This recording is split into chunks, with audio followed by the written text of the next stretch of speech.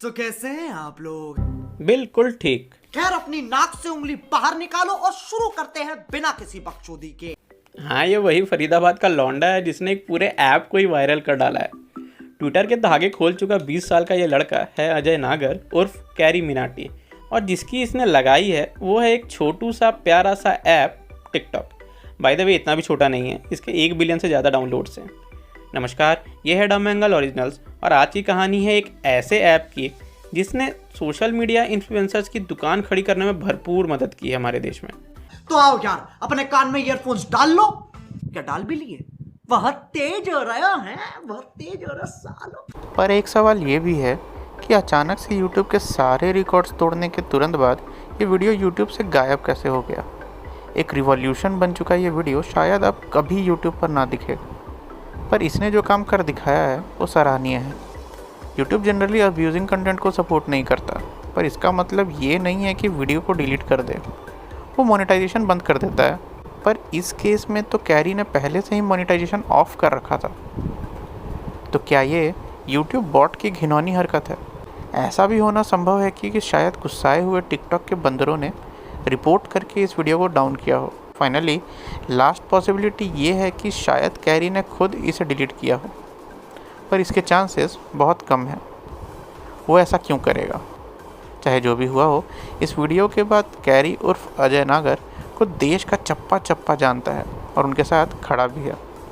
4 दिनों में ही 9 million likes और 6 मिलियन सब्सक्राइबर गेन करना कोई करिश्मे से कम नहीं है। जहाँ तक टिकटॉक की बात है, इस ऐप ने भारत के छुपे कलाकारों को वो दिया जिसकी उन्हें सख्त ज़रूरत थी, बकचोदी कर पाने का एक मंच।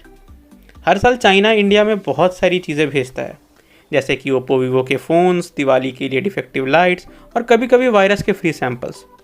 पर 2017 में उसने वो भेजा जिसने भारतीय यूथ को अंदर से हिला डाला। नाम था टिकटॉक, एक ऐसा एप्लीकेशन जिस पर आप शॉर्ट वीडियोस बनाकर अपना दिन बना सकते हैं। हाँ, एक्चुअली ये उन्हीं का डायलॉग है हिंदी में। पर ये इतना फेमस हुआ कैसे? तो जैसे इंडिया में सबको क्रिकेट खेलना पसंद है, पर उन्हें प्लेटफॉर्म नहीं मिल पाता प्रैक्टिस करने का या अपने हुनर को दिखा पाने का, वैसे ही हर इंडियन के अंदर छुपा है एक कलाकार जिसे वो समाज के सामने खुलकर दिखा नहीं पाता। यार, कल मुझे पुलिस ने गिरफ्तार कर लिया और जब मैंने इंस्पेक्टर से पूछा कि मुझे क्यों गिरफ्तार किया, तो मुझे ही बोलने लगे कि भाई तूने हर लड़की का दिल चुराया है। इसी यार बताओ, इसमें मेरी क्या गलती है? कभी एम्बैरेसमेंट के कारण तो कभी पेरेंट्स प्रेशर के कारण। ऐसे में टिकटॉक ने भारत के अविकसित कलाकारों को एक ऐसा प्लेटफॉर्म दिया जहां वो कम से कम समय में अपने एक्टिंग टैलेंट को शोकेस कर सकते थे। जैसे जैसे लोगों की जिज्ञासा बढ़ी, वैसे वैसे टिकटॉक की पॉपुलैरिटी भी। फिर एक समय आया कि लोग इस ऐप को बस लड़कियां ताड़ने और हंसने के लिए देखने लगे। जब लिप सिंक कंटेंट बोरिंग होने लगा तो टिकटॉक के ओनर्स ने चैलेंजेस और डेयर्स देने शुरू कर दिए। ये कंसेप्ट आज भी हिट है, मतलब इतना हिट है कि यूट्यूब खुद का एक टिकटॉक जैसा प्लेटफॉर्म शुरू करने वाला है। नाम है शॉर्ट्स। पर यह चीज़ आई कैसे? दरअसल 2016 में चाइनीज़ मार्केट के लिए बाइट डांस ने डुइन नाम का ऐप लॉन्च किया था। ये चाइना में इतना पॉपुलर हुआ कि 2017 में बाइट डांस ने इसका ग्लोबल वर्जन लॉन्च कर दिया। इसी टाइमलाइन के आसपास एक Shanghai based American app Musically भी फेमस हो रहा था। म्यूजिकली के यूथ ऑडियंस को देखते हुए 2018 में बाइट डांस ने म्यूजिकली को ही खरीद लिया और टिकटॉक के साथ मर्ज कर दिया। अब ये ऐप फाइनली बिना किसी कंपटीशन के काम कर सकता था। नतीजा ये हुआ कि जनवरी 2018 में टिकटॉक वर्ल्ड में फ्री ऐप्स डाउनलोड की रैंकिंग में फर्स्ट हो गया। एक दिन में 1 बिलियन से भी ज़्यादा वीडियोस देखे गए और टिकटॉक की दुनिया चाइना से निकलकर ग्लोबल हो गई। कुछ सालों में टिकटॉक इंस्टाग्राम, फेसबुक, ट्विटर जैसे जाइंट्स को टक्कर देने लगा। पर टिकटॉक की सफलता उसकी कमियों को छिपा नहीं पाई।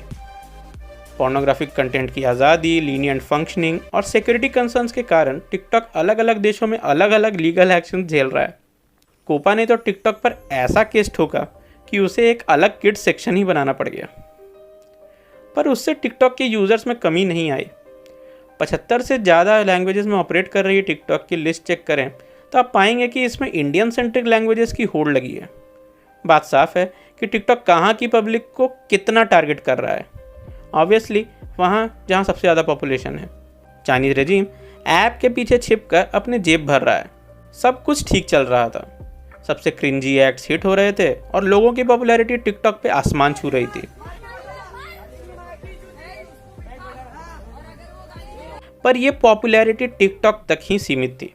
इसके बाहर तो सिर्फ बेइज्जती, मजाक और डिसरिस्पेक्ट की नज़र से इन कलाकारों को पोर्ट्रे किया जाता रहा है। पर इनके सो कॉल्ड पैशन को जब इतना कोसा जाएगा तो कोई ना कोई तो खड़ा होगा, और ऐसा ही हुआ। ये बंदा खड़ा तो हो गया, पर उसने तर्क इतने भद्दे दिए कि पूरा यूट्यूब वापस उन पर चढ़ गया। इतने लोग वो यूट्यूबर्स हैं जो तुमको ट्रोल करते हैं, रोस्ट करते हैं, तो मैं उनको बोलूंगा कि भाई हम लोग महीने के 3 कंटेंट नहीं बनाते, हम लोग दिन के 3 या 4 या 10 कंटेंट बना के पोस्ट करते हैं। तभी तुम्हारा दिमाग तुम्हारी वीडियोस की तरह स्लो मोशन में चलता है।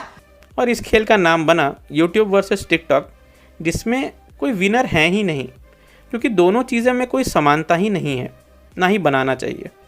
जो भी है, आपकी प्रेफरेंस हमारे या किसी और के बोलने से बदल नहीं सकती, तो उस पर बात करके कोई फ़ायदा ही नहीं है। बिगड़े सोच का कोई एंटीडोट नहीं है, पर आपके ओपिनियन का है, ज़रा सोचिए। जहाँ तक कैरी मिनाटी के रोस्ट की बात है, वो हम किसी अलग वीडियो में ही कवर करेंगे। तब तक के लिए गुड बाय।